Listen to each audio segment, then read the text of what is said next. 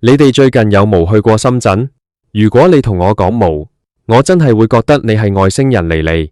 而家到咗星期六日，甚至係閒日嘅下晝，你只要去一轉金鐘站或者九龍塘站，望下啲去羅湖或者落馬洲嘅東鐵線月台，嗰種人山人海嘅程度，簡直係恐怖過返工繁忙時間呀！真係唔係誇張。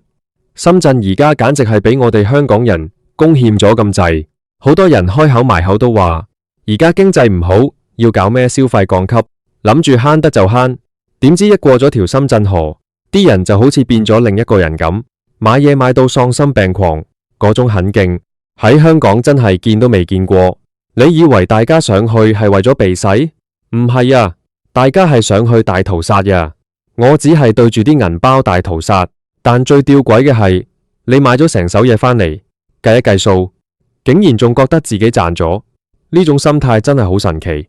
你試諗下，朝早10點鐘，你仲喺床上面掙扎緊嘅時候，落馬洲支線管制站已經係密密麻麻嘅人頭。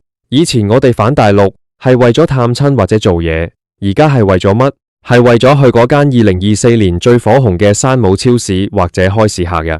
你有冇見過啲香港阿媽，甚至係後生仔，推住個大到可以裝得落一個細路嘅賣蟹車，喺超市入面橫衝直撞？佢哋入面裝住嘅唔係1包2包零食，係一箱箱嘅可樂，一打打嘅牛角包，甚至係成部空氣炸鍋呀！講真，我哋呢排講得最多嘅詞彙就係性價比。喺香港，你去茶餐廳食個沙爹牛肉麵，加杯凍奶茶，閒閒地都要50-60蚊，仲要俾個伙計黑面對待，好似欠咗佢咁。但你上到去深圳，用同樣嘅50零蚊，你可以食到一餐有肉有菜有湯嘅精緻快餐，仲要有人笑面迎人咁同你講歡迎光臨。你話係你會點揀？呢啲就係點解大家話要消費降級，結果反而消費得仲多嘅原因。因為喺嗰邊，你個100蚊嘅購買力好似突然之間翻咗1倍咁，嗰種財富自由嘅虛榮感真係會令人買到停唔落手。我上個禮拜喺福田口岸見到個阿姐，佢一個人攞住4大袋嘢，入面有2隻燒雞、3盒柳藕、千層蛋糕，仲有幾大袋揼骨之後送嘅生果。我問佢：阿姐，你拎咁多嘢唔辛苦咩？佢竟然流住汗同我講：辛苦啲都值返晒啦。呢啲嘢喺香港買要幾錢呀？呢度加埋都唔使200蚊人民幣啊！你睇下，呢種就是香港人嘅鬥志。為咗抵，我哋可以去到幾盡。講到掃貨，掃到喪心病狂，不得不提嗰間山姆超市。2024年一開波，成個香港好似中咗山姆毒咁。你無論去到邊個社交平台，都會見到有人分享山姆必買清單，咩18蚊一隻嘅烤雞，68蚊16個嘅牛角包，仲有嗰啲大到好似枕頭咁嘅薯片。大家上到去好似唔使錢咁，見到嘢就太。我見過有人一口氣買咗5箱嗰隻咩深海泉水。我想話，大哥，香港無水飲咩？但人哋會話你聽，呢度平吖嘛，平均落嚟3蚊一支咋。為咗呢幾蚊，大家真係不惜山長水路，由深圳搬返去天水圍，搬返去將軍澳，甚至搬返去柴灣。呢種搬運勞動，如果係公司叫你做，你一定會屌晒鬼。但為咗自己掃平貨，大家竟然甘之如飴。呢個現象真係值得寫入社會學教科書。仲有呀，除咗買嘢，深圳嘅服務業先係真正嘅降維打擊。你喺香港想整客指甲、直客睫毛，隨時要700-800蚊，仲要提前成個禮拜預約。上到深圳，你去啲大型商場入面，200蚊人民幣有找，仲要係沈浸式服務，幫你斟茶遞水，環境裝修到好似皇宮咁。我身邊啲女性朋友以前1個月去1次美容院，而家係每2個禮拜就上去深圳1次，整完甲、揼完骨，食埋餐酸菜魚，最後去霸王茶姬買杯嘢飲回港。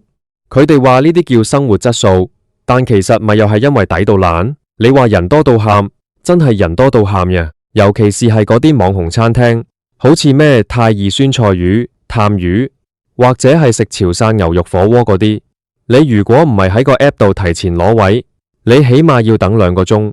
我試過一次，下晝5點鐘去到，個號碼牌竟然寫住前面仲有300幾張台，我當時真係想喊出嚟。但當我聞到陣陣香味，再睇下個餐牌，一盤酸菜魚先至幾十蚊，我就同自己講等啦，值得太。結果我等咗2個半鐘，食到嗰啖魚嘅時候，真係覺得人生圓滿咗。其實呢種北上熱潮背後反映咗好多香港人嘅心聲。我哋成日話要消費降級，係因為香港嘅物價真係升到唔合理。當一個普通嘅午餐都要接近100蚊嘅時候，市民自然會尋找出口。深圳嘅發展真係快到你唔信。2020年到2024年呢幾年之間，佢哋啲商場開完一間又一間，由以前嘅羅湖商業城到而家嘅萬象城、一方天地、深業上城，每一間都大到你行3日3夜都行唔完。而且人哋嘅科技應用真係做得好，由點餐、俾錢到泊車，一部電話搞掂晒。對比返香港，仲要用現金或者嗰張幾十年不變嘅八達通，有時真係會覺得有種落後感。我仲記得以前啲人話上去深圳買嘢會買到假貨，或者驚啲嘢唔乾淨。但而家你睇下，啲香港人買得仲狠過當地人。點解？因為質素真係上咗嚟咯。你買嗰啲大牌子嘅電子產品、家居用品，甚至係啲原創設計嘅衫，質量完全唔輸俾香港啲名店，但價錢就係人哋嘅1/3。呢種落差真係令到大家喪心病狂咁去掃貨。我見過最誇張嘅係，有人上去買埋成套家私返嚟，連埋運費都仲平過喺香港連鎖店買。有人會話，你哋咁樣上去消費，香港嘅零售業咪死得咯。呢份憂慮係真嘅，但作為一個普通消費者，我哋嘅錢袋係誠實嘅。你叫我支持本地消費，但我都要生活，係嘛？我要對得住自己份糧調。當深圳提供緊一個更高性價比、更好服務、更多選擇嘅環境時，香港人湧上去係必然嘅結果。呢個唔係愛唔愛港嘅問題，係生存智慧嘅問題。而且而家嘅交通真係太方便啦，以前要坐長途車，而家高鐵由西九龍去福田只要14分鐘，真係快過你由尖沙咀去旺角呀。2024年高鐵嘅班次密到好似地鐵咁，你隨時興起，攞起個回鄉證就可以出發。就算你唔坐高鐵，嗰啲跨境巴士、B1 巴士，甚至係自駕遊、港車北上，都令到呢件事變得零門檻。我識得有個朋友，佢住喺元朗，佢話佢去深圳福田食飯，仲快過佢去銅鑼灣。你話呢種地理優勢點樣輸？講返掃貨，大家而家除咗去超市，仲好鍾意去啲倉儲式嘅批發市場，例如係嗰啲文具批發、玩具批發。你有冇諗過，你喺香港買個幾十蚊嘅公仔，喺嗰度可能只要幾蚊人民幣。我見過有家長帶住個仔上去，一箱箱咁搬啲玩具返嚟，個仔笑到見牙唔見眼。個阿爸就話呢度一箱嘅價錢喺香港只能買到2隻咋。呢種滿足感真係用錢買唔到，唔係，係要用少少錢先買得到。我哋香港人嘅消費降級，其實係一種精明消費嘅進化。我哋唔係唔捨得使錢，而係唔想做大冤頭。當我哋發現花同樣嘅錢可以喺深圳得到5星級嘅享受時，我哋就會毫不猶豫咁衝過去。你睇下深圳嗰啲按摩店，2024年嘅裝修已經進化到好似藝術館咁，入面有得免費食水果，有得睇戲，有得打機。你只要俾100-200蚊嘅按摩費，就可以喺入面 hea 麻足全日。呢種體驗喺香港你係俾我睇。所以話深圳俾香港人攻陷，其實係一場雙贏。深圳賺咗錢，香港人賺咗快感同物資。雖然每次返嚟嘅時候喺關口見到嗰啲大包細包推車仔嘅人龍，真係會覺得好攰，甚至會有一刻諗我下個禮拜唔再上嚟啦。但只要一返到屋企，拆開啲戰利品，見到啲嘢咁抵咁好用，嗰種辛苦啲都值返晒嘅感覺又會湧上嚟。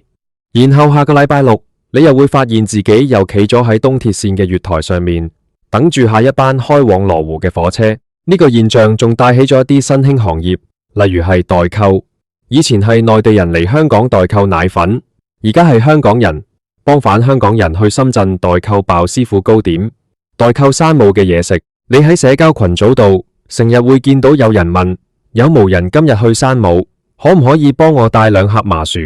呢種角色對調真係好諷刺，但又好真實。2024年嘅香港人已經完全適應咗呢種雙城生活。總括嚟講，呢場北上掃貨潮短期內都唔會完，因為呢度唔單止係買嘢咁簡單，而係一種壓力嘅釋放。喺香港生活壓力咁大，空間咁壓抑，上到去深圳行下啲闊落到不得了嘅商場，食下啲大鑊嘅嘢食，對好多人嚟講係一種療愈。